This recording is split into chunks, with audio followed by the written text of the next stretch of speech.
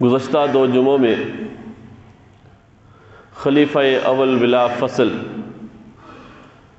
سیدنا ابوبکر صدیق رضی اللہ تعالی عنہ کے فضائل و مناقب اور امت کے لیے ان کے عظیم کارناموں پر آپ حضرات کے سامنے بات ہوئی تھی۔ آج اسی بات کو آگے بڑھاتے ہوئے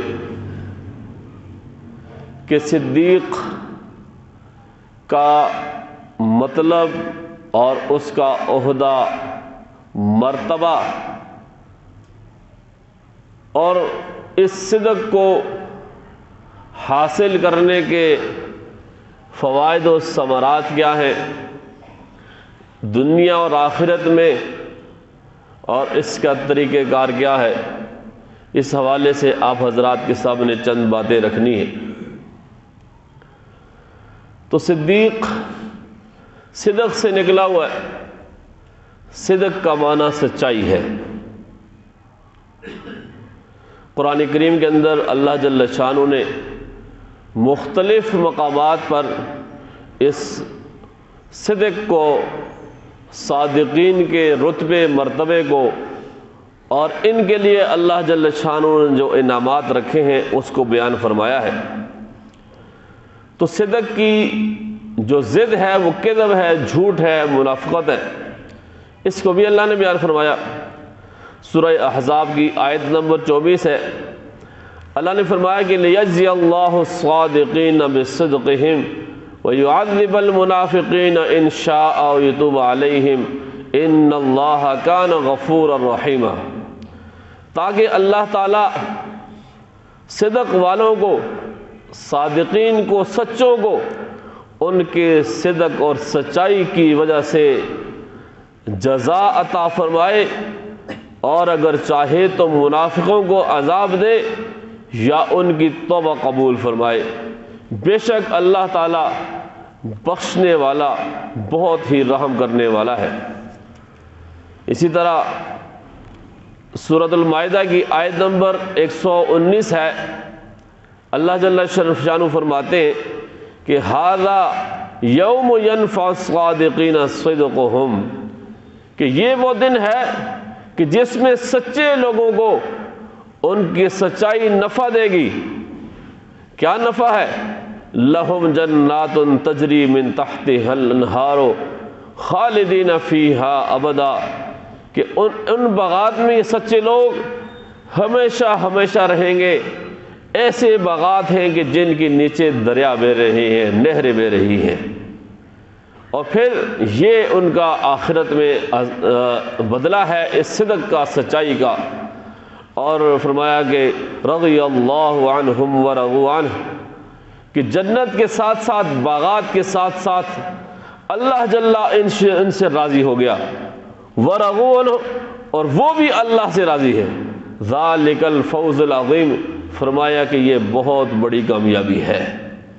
تو صدق اتنی عظیم قسم کی صفت ہے، سچائی اتنی اللہ جل شانہ کی کو پسند ہے۔ اس صدق کے، سچائی کے 3 درجے ہیں۔ پہلا درجہ کہ جس کو عام طور پہ صادق کہتے ہیں، ہمارے ایک لفظ بھی بولا جاتا ہے نا، صادق و امین کا، تو صادق کا معنی ہے سچا، یہ پہلا درجہ ہے۔ اس سے دوسرا بڑا درجہ وہ صدوق ہے۔ صدوق کا معنی بہت سچا۔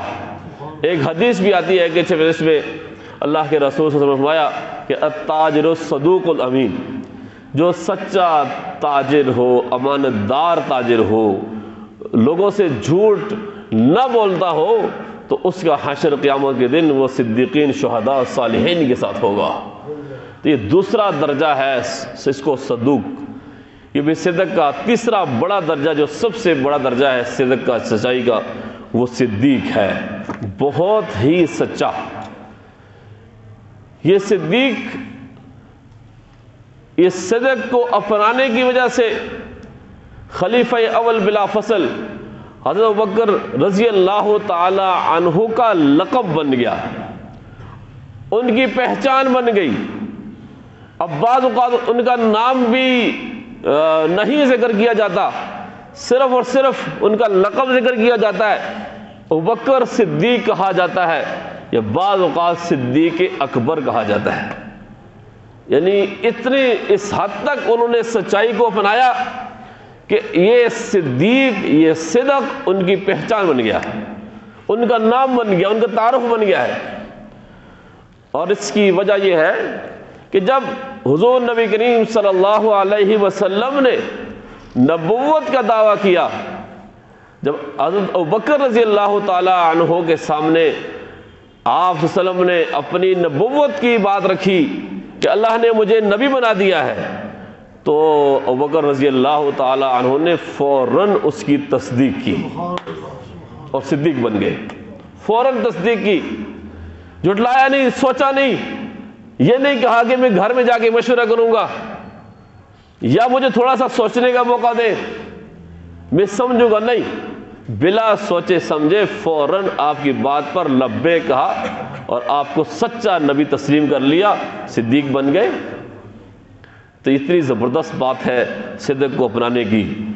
اور پھر دوسرا ایک موقع اور بھی آیا، جب آپ صلی اللہ علیہ وسلم معراج کے سفر سے واپس تشریف لاتے اور آپ نے اپنا وہ معراج کا سفر مکہ میں لوگوں کے سامنے پیش کیا، تو مشرکین مکہ نے اعتراض کیا اور طرح طرح کی باتیں بنائیں، پروپیگنڈے کیے کہ کیسے ہو سکتا ہے کہ ایک شخص راتوں رات وہ آسمانوں پہ چلا جائے اور اتنا لمبا سفر طے کر کے واپس بھی آ جائے، تو عقل اس کو نہیں مانتی۔ تو اس وقت آپ رضی اللہ تعالیٰ عنہ یعنی ابوبکر صدیق رضی اللہ تعالیٰ عنہ کی ملاقات حضور نبی کریم صلی اللہ علیہ وسلم سے ابھی نہیں ہوئی تھی معراج کے سفر سے واپسی پر۔ تو ابوبکر رضی اللہ تعالیٰ عنہ کو کسی نے مشرکین مکہ میں سے انہوں نے کہا کہ آپ کا دوست یعنی محمد صلی اللہ علیہ وسلم تو ایسے کہتا ہے کہ راتوں کو میں اتنا لمبا سفر کیا بیت اللہ سے بیت المقدس، پھر وہاں سے آسمانوں پر، پھر واپس بھی آ گیا۔ تو انہوں نے کہا، پوچھا کہ واقعی انہوں نے کہا ہے؟ کہا یہ کہا ہے، تو کہا بالکل میں اس کو مانتا ہوں، اور صدیق بن گئے۔ تو یہ تیسرا درجہ ہے۔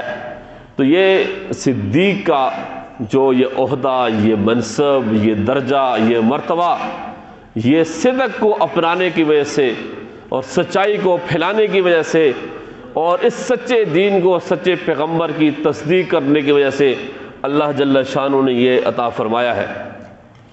قرآن کریم کی سورۃ النساء کی آیت نمبر 65 میں ہے، اللہ جل شانہ فرماتے ہیں کہ جو لوگ بھی صدق کو اپنانے والے، اللہ اس کے رسول کے اطاعت کرنے والے ہیں، تو فرمایا کہ وَمَن يُطِعِ اللَّهَ وَالرَّسُولَ فَأُولَٰئِكَ مَعَ الَّذِينَ أَنْعَمَ اللَّهُ عَلَيْهِمْ من النبیین والصدیقین والشہداء والصالحین۔ فرمایا کہ جو لوگ بھی اللہ اس کے رسول کی اطاعت کریں گے تو ان کا حشر ان لوگوں کے ساتھ ہوگا جن پر اللہ نے انعام کیا ہے۔ ہم سورہ فاتحہ جب پڑھتے ہیں تو ہم اس میں ایک دعا کرتے ہیں کہ اہدنا الصراط المستقیم، کہ یا اللہ تو ہمیں سیدھا راستہ دکھا دے، اور پھر ہم کہتے ہیں کہ صراط الذین انعمت علیہم، کہ یا اللہ ان لوگوں کا راستہ دکھا جن پر تو نے انعام کیا ہے۔ جو تیرے انعام یافتہ ہیں، وہ انعام یافتہ کون سے ہیں، اس کی وضاحت سورہ نساء کی اس آیت نمبر 59 میں ہے، 69 میں ہے کہ الذین انعم اللہ علیہم من النبیین، کہ جو لوگوں پر اللہ نے انعام کیا ان میں سے پہلا طبقہ وہ انبیاء کا ہے، دوسرا طبقہ وہ صدیقین کا ہے، تیسرا طبقہ وہ شہداء کا ہے، چوتھا طبقہ وہ صالحین کا ہے۔ یہ ان لوگوں کے اوپر کے ساتھ اس شخص کا جو اللہ اس کے رسول کی اطاعت کرتا ہے، اس کا حشر، اس کی رفاقت وہ ان چار قسم کے طبقات کے ساتھ ہوگی، نبیین، صدیقین، شہداء اور صالحین۔ اور پھر اللہ نے فرمایا کہ وَحَسُنَ أُولَٰئِكَ رَفِيقًا، کہ ان کا ساتھ کتنا ہی اچھی رفاقت ہے، ان کا ساتھ کتنا ہی اچھا ہے۔ اگر کوئی کسی شخص کو ان چار قسم کے طبقات کی رفاقت اور اس ان کا ساتھ نصیب ہو جائے تو اس سے بڑی بات ہی کوئی نہیں ہے۔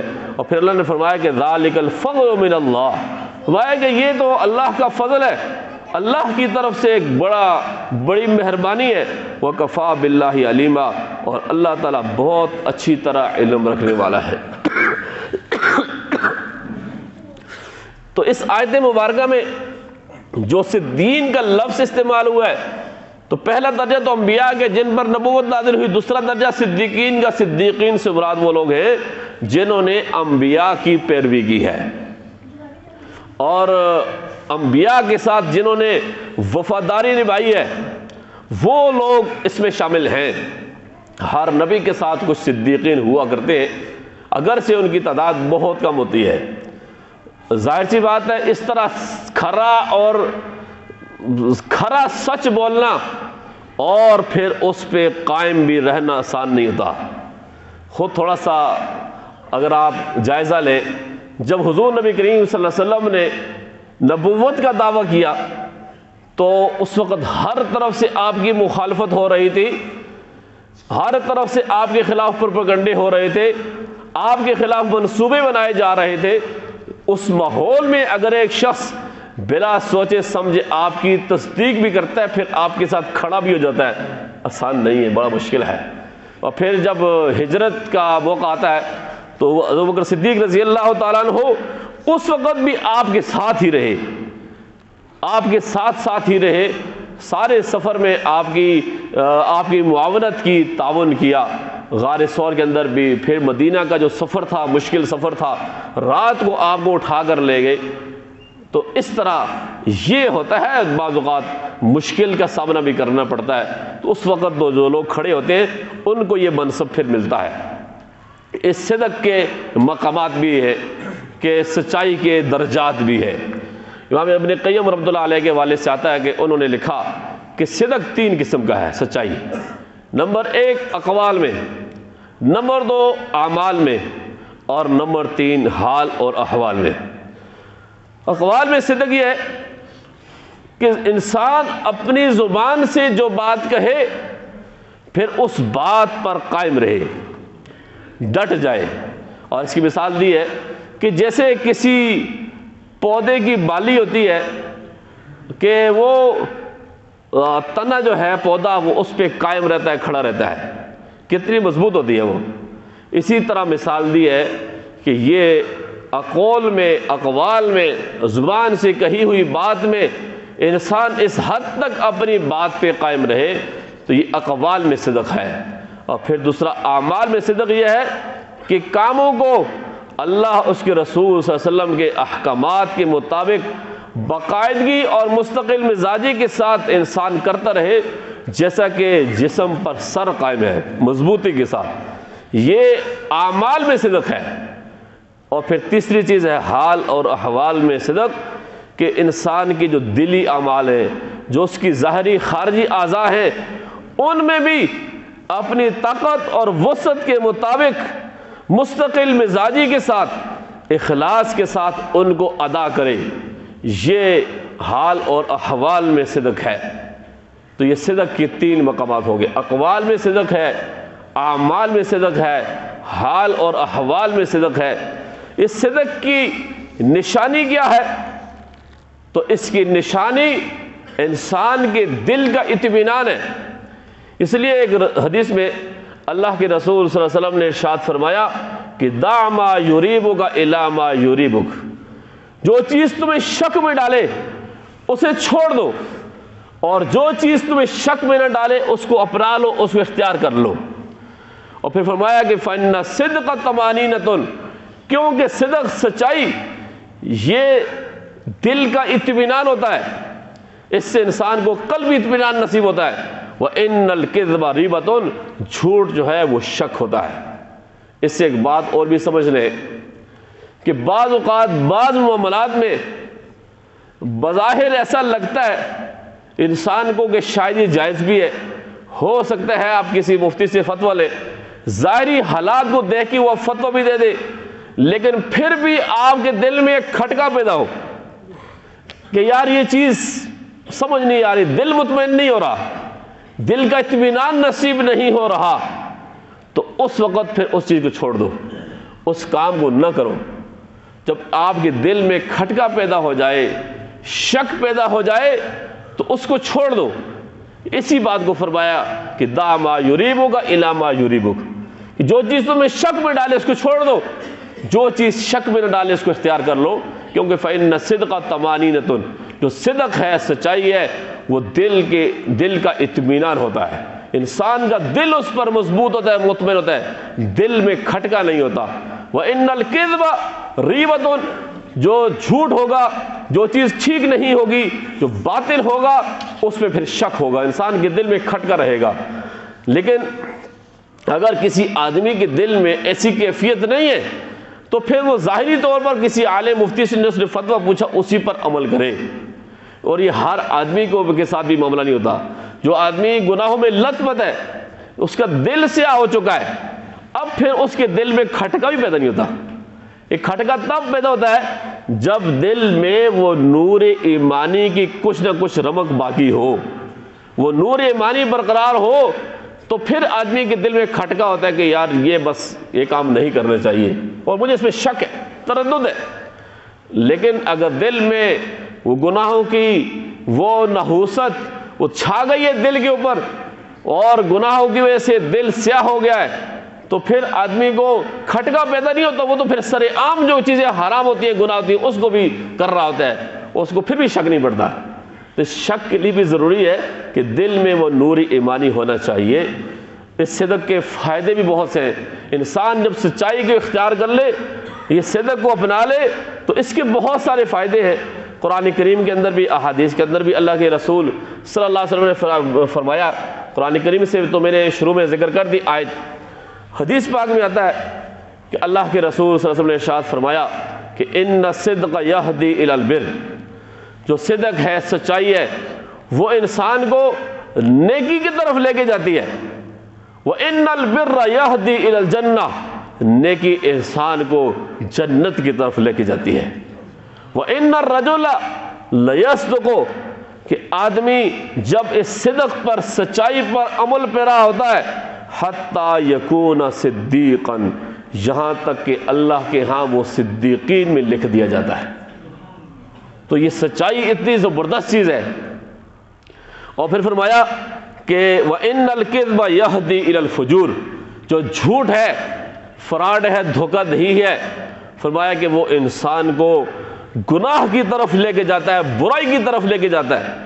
وَإِنَّ الْفُجُورَ يَهْدِي إِلَى النَّارِ، جو گناہ ہے، دھوکہ دہی ہے، فراڈ ہے، وہ پھر انسان کو ایک وقت آتا ہے کہ وہ دوزخ کی طرف لے جاتا ہے، دوزخ تک پہنچا دیتا ہے۔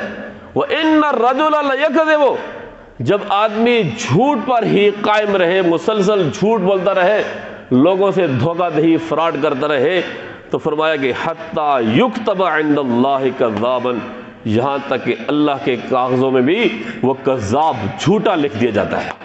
اتنی بری بات ہے یہ۔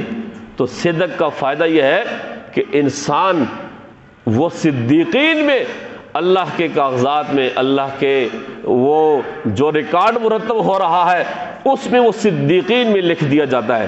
جھوٹ اگر بولے گا، اس پر قائم رہے گا، اس کو اپنی عادت بنا لے گا، تو پھر وہ اللہ کے ہاں کذاب لکھ دیا جائے گا۔ یہ پہلا فائدہ ہے۔ اور پھر دوسرا فائدہ یہ ہے کہ صدیقین میں شمار ہونے کی وجہ سے اللہ تعالیٰ اسے جنت میں عطا فرمائیں گے۔ جو آیت میں نے پڑھی تھی اس میں یہ فرمایا تھا نا، لَهُمْ جَنَّاتٌ تَجْرِي مِن تَحْتِهَا الْأَنْهَارُ خَالِدِينَ فِيهَا أَبَدًا، ایسے لوگوں کے لیے اللہ نے ایسے ایسے باغات تیار کیے ہیں جن کے نیچے جنت کی نہریں بہ رہی ہیں، شہد کی نہریں، دودھ کی نہریں، پانی کی نہریں، اور یہ اس طرح کی نہریں اللہ جل شانہ نے جاری کی ہیں۔ اور تیسرا فائدہ یہ ہوتا ہے، سچ بولنے کا تیسرا بڑا فائدہ انسان کو وہ یہ ہے کہ لوگوں کی محبت اور اعتماد اسے حاصل ہو جاتا ہے۔ جو آدمی جھوٹ بولتا ہو، لوگ اس پر اعتماد نہیں کرتے۔ بڑی سے بڑی بات بھی اگر وہ سچ بھی بولے گا، لوگ کہیں گے یار یہ ایسے جھوٹا آدمی ہے، اور لوگوں کا اعتماد نہیں، لوگوں کی محبت نہیں، اس سے نفرت ہو جاتی ہے۔ جو آدمی سچائی کو اپناتا ہے، ہمیشہ سچ بولتا ہے، اور سچائی اس کی پہچان بن جائے، تو لوگ اس کی بات پر اندھا اعتماد کرتے ہیں، لوگ پھر اس سے محبت کرتے ہیں۔ یہ تیسرا بڑا فائدہ ہے۔ اور چوتھا فائدہ یہ ہے کہ انسان کو نفس کا اطمینان حاصل ہوتا ہے۔ جو حدیث پہ نے پڑھی نا فإن الصدق طمأنینۃ، کہ یہ طمأنینت انسان کو دل کا اطمینان اس سچائی کی وجہ سے نصیب ہوتا ہے۔ اور پانچواں فائدہ یہ ہے کہ صدق سچائی کو اپنانے کی وجہ سے اللہ جل شانہ مصیبتوں اور پریشانیوں سے نکلنے کے لیے اس کے لیے راستہ بناتے ہیں۔ وہ جو ایک مشہور حدیث ہے کہ غار میں 3 آدمی جو پھنس گئے تھے، وہ غار کا منہ بند ہو گیا تھا، صحیح بخاری میں حدیث بڑی لمبی طویل حدیث ہے، تو وہ جب انہوں نے اپنے صدق سے اخلاص سے کیے ہوئے اعمال اللہ جل شانہ کے سامنے پیش کیے، اور ان اعمال کو پیش کر کے ان کے وسیلے سے دعا کی کہ یا اللہ ہم ان اپنے اعمال میں سچے مخلص ہیں، تو اللہ جل شانہ نے وہ بڑا پتھر جس کو وہ شاید کبھی نہ ہٹا سکتے اور غار کا منہ بند ہونے کی وجہ سے اندر ہی بھوک پیاس کی وجہ سے ہلاک ہو جاتے، اللہ جل شانہ نے اس غار کا منہ کھول دیا، اس پتھر کو ہٹا دیا اس صدق کو اپنانے کی وجہ سے۔ تو انسان جب صدق اپناتا ہے، سچائی اختیار کرتا ہے اپنے قول میں، عمل میں اور زبان سے کی ہوئی بات میں، تو اللہ جل شانہ پھر اسے تکلیفوں سے، پریشانیوں سے بھی نجات عطا فرماتے ہیں۔ اور اس کا ایک اور فائدہ یہ ہے، چھٹا فائدہ، کہ سچ بولنے کی وجہ سے انسان کے رزق میں وہ برکت ہوتی ہے، انسان کے رزق میں زیادتی ہوتی ہے۔ صحیح بخاری میں ایک حدیث ہے، اللہ کے رسول صلی اللہ علیہ وسلم نے ارشاد فرمایا کہ البیعان بالخیار، 2 بااختیار آدمی خرید و فروخت کرنے والے، ما لم یتفرقا، جب تک کہ وہ آپس میں جدا نہیں ہوئے، فإن صدقا، اگر انہوں نے سچ بولا، آپس میں معاملہ کر رہے ہیں اور آپس میں جو خرید و فروخت کر رہے ہیں تو انہوں نے سچ بولا، مبینہ، اور سچ پر قائم رہے، کوئی بات فراڈ نہیں کیا، بورک لہما فی بیعہما، وہ ان کی تو تجارت ہے آپس میں، فرمایا کہ اس سچ بولنے کی وجہ سے اللہ جل شانہ ان کی تجارت میں، کاروبار میں برکت عطا فرماتے ہیں۔ اور فرمایا کہ وَإِن كَذَبَا، اور اگر انہوں نے جھوٹ بولا، وَكَتَمَا، اور اصل جو بات تھی اس میں اگر تجارت میں، سامان میں کوئی عیب ہے، کوئی نقص ہے، اس کو چھپایا، جیسا کہ آج کل لوگ دروبری کر کے بیچتے ہیں، آج کل ریڈی والے بھی نہیں چھوڑتے، تو سامنے کچھ ہے، فروٹ جب آپ لیتے ہیں تو جب گھر جاتے ہیں خود ڈالا ہوا آدھا اس میں سے خراب ہوتا ہے، جو کپڑا لیتے ہیں اس میں کرتے ہیں، جو بھی چیز لے لیں آپ وہ دکھاتے کچھ ہے، دیتے کچھ ہے، اگر جھوٹ بولا، اصل بات کو چھپایا، تو فرمایا کہ محقت برکت بیعہما، ان کی تجارت کی وہ برکت ہے، وہ اس کو اللہ تعالیٰ مٹا دیتے ہیں، ختم کر دیں۔ آج ہمارے ہاں جو بے برکتی ہے اس کا سب سے بڑا سبب ایک یہ بھی ہے کہ تجارت میں، خرید و فروخت میں ہر آدمی دوسرے سے جھوٹ بولتا ہے، خیانت کرتا ہے، اصل بات نہیں بتاتا، اگر کوئی اس میں عیب ہے عیب نہیں بتاتا، تو جس کی وجہ سے پھر کاروبار بھی کر رہے ہیں اور ساتھ رو بھی رہے ہیں، برکت نہیں ہے۔ اگر کوئی نقص ہے، عیب ہے، تو آپ کی ذمہ داری ہے کہ آپ اس کو بتائیں کہ یہ اس میں یہ عیب ہے، اس کی وجہ سے اتنا اس کا جو قیمت ہے وہ کم ہو جائے گی، تو یہ ضروری ہے، ورنہ برکت نہیں ہوگی۔ اب یہ اس سچائی کو پھیلانے کے، اس کو حاصل کرنے کے ذرائع کیا ہے؟ سب سے پہلی جو ذریعہ ہے وہ ہے والدین کا طرز عمل۔ یہ معاشرے میں جو جھوٹ پھیلتا ہے وہ عام طور پر بچے اپنے ماں باپ سے سیکھتے ہیں، ماں باپ ان کو کہتے تو ہیں کہ بچے جھوٹ نہیں بولنا، لیکن خود جھوٹ بولتے ہیں، ان کے ساتھ جو بات کمٹمنٹ کی ہوتی ہے اس کو پورا نہیں کرتے، یا کسی اور کے بارے میں دھوکہ دہی کر رہے ہوتے ہیں۔ جب بچہ ہمیشہ یاد رکھیں جو ہم کہہ رہے ہوتے ہیں اس پہ عمل نہیں کرتا، اس کو کاپی نہیں کرتا، جو ہم کر رہے ہوتے ہیں اس کو کاپی کرتا ہے۔ بچہ ہمارے قول کو کاپی نہیں کرتا، وہ ہمارے فعل کو، ہمارے عمل کو کاپی کرتا ہے۔ تو والدین سے بچے جھوٹ سیکھتے ہیں۔ وہ ایک مشہور واقعہ ہے، جماعت والے کہیں کسی گھر پہ گئے دستک دینے کے لیے، تو دستک دی، کہا تو اندر باپ موجود تھا، اس نے بچے کو بھیجا، چھوٹے بچے کو، کہ جا کے بولو کہ میرا باپ وہ گھر میں موجود نہیں ہے۔ تو بچہ تو سچ بولتا ہے، جھوٹ نہیں بولتا، اس نے باپ باہر جا کے یہ کہہ دیا کہ میرے ابو یہ کہہ رہے ہیں کہ وہ گھر پہ نہیں ہے۔ تو جب اس طرح کی چیزیں ہم کر رہے ہوتے ہیں تو بچہ اس بات سے سیکھتا ہے، وہ کہتا ہے کہ یہ اچھا، یہ پھر وہ ہمارے ساتھ فراڈ کرتا ہے، پھر وہ جھوٹ بولتا ہے، کرتے کرتے پھر وہ بہت بڑا جھوٹا بن جاتا ہے۔ تو سب سے پہلے والدین کو سچ بولنا چاہیے، اور اس کے بعد پھر یہ ہے کہ اللہ تبارک و تعالیٰ کی ذات، صفات اور قدرت کی پہچان اگر ہمیں ہو جائے، اس کی وجہ سے پھر ہم سچ بولیں گے، اور دنیا کی بے ثباتی اور آخرت کی ہمیشگی کا یقین ہو کہ جتنا بھی اگر دنیا میں ہم فراڈ کر لیں، جھوٹ بول لیں، آخر تو یہ دنیا ختم ہونے والی ہے، آخرت کی زندگی ہمیشہ رہے گی، تو پھر انسان پھر وہ جھوٹ نہیں بولتا۔ اس بات کو ذرا سمجھیے۔ ایک بات آخر میں کر کے کہہ رہا ہوں کہ چند چیزیں ایسی ہیں کہ جہاں پہ شریعت نے انسان کو جھوٹ بولنے کی اجازت دی ہے، ان میں سے ایک بات ہے الحرب۔ کہیں جنگ ہو رہی ہے تو جنگ کے اندر انسان جھوٹ بول سکتا ہے، کفار کے ساتھ لڑائی ہے، کیونکہ حضور نے فرمایا کہ الحرب خدعۃ، جنگ تو دھوکے کا نام ہے، تو آپ ان کے ساتھ کچھ نہ کچھ ایسی پلاننگ کر کے ان کو شکست دینے کے لیے تو یہ کر سکتے ہیں۔ وقت مختصر ہے، تفصیل کا موقع نہیں، ورنہ اس کی تفصیل ہوتی۔ دوسری چیز ہے الاصلاح بین الناس، لوگوں کے درمیان صلح کرنے کے لیے آپ جھوٹ بول سکتے ہیں۔ مسلمانوں میں کہیں اس طرح کی بات ہو رہی ہے، کہیں فتنہ برپا ہونے والا ہے، تو کوئی آدمی دوسرے کے بارے میں کہتا ہے کہ بھائی آپ اس کے بارے میں کہتے ہیں کہ وہ تو آپ کے بارے میں بڑی اچھی جذبات رکھتا ہے، وہ تو آپ کی تعریف کر رہا ہے، تو آپ اس کے غصے کو ٹھنڈا کرنے کے لیے اس طرح کی بات کہہ سکتے ہیں۔ عام حالات میں جھوٹ نہیں بول سکتے، یا کسی کو فتنے سے بچانے کے لیے کسی مسلمان کو پھر بول سکتے ہیں۔ کہیں کسی آدمی کے قتل کا منصوبہ ہو رہا ہے اور آپ اس وقت جھوٹ بول کے اس آدمی کی جان بچا دیتے ہیں، تو ایسا جھوٹ بولنا جائز ہے۔ یا کہیں کہ آپ کے اوپر ڈاکہ زنی کا، چوری کا خدشہ ہے، کوئی آپ سے ڈاکہ زنی کر رہا ہے، ڈاکو یا چور پوچھتے ہیں، اور آپ کہتے ہیں کہ میرے پاس تو مال نہیں ہے، حالانکہ ہے، کہیں چھپایا ہوا ہے، اس موقع پر بھی آپ کو اجازت ہے۔ تو جانی نقصان، مالی نقصان سے بچنے کے لیے اپنے یا دوسرے مسلمان کو اس موقع پر شریعت نے اجازت دی ہے۔ اور ایک تیسری بات ہے حدیث الرجل امرأتہ و حدیث المرأة زوجہا، کہ آدمی اپنی بیوی سے یا بیوی شوہر سے وہ اس سے صلح کرنے کے لیے اگر کوئی بات اس طرح کی کہہ دے خلاف حقیقت، اس کو بھی اجازت دی ہے۔ کہیں بھی بیوی میں ناراضگی ہو گئی، تلخی ہو گئی، اس موقع پر اگر یہ وہ کر رہے ہیں تو پھر یہ کیا جا سکتا ہے اور نہیں۔ ہاں ایک اور بات بھی ہے کہ اگر آپ کسی کے ساتھ کوئی ایسی بات ہے، آپ پھنس گئے ہیں، آپ توریہ کرتے ہیں، توریہ کا معنی گول مول بات کرنا، صراحتاً جھوٹ نہیں ہے، کسی بات کے دو مطلب ہے، زمانہ بات ہے، ظاہری معنی اس کا اور ہے، اندرونی معنی اس کا اور ہے، اس موقع پر شریعت نے اجازت دی ہے کہ آپ ایسا کہہ سکتے ہیں۔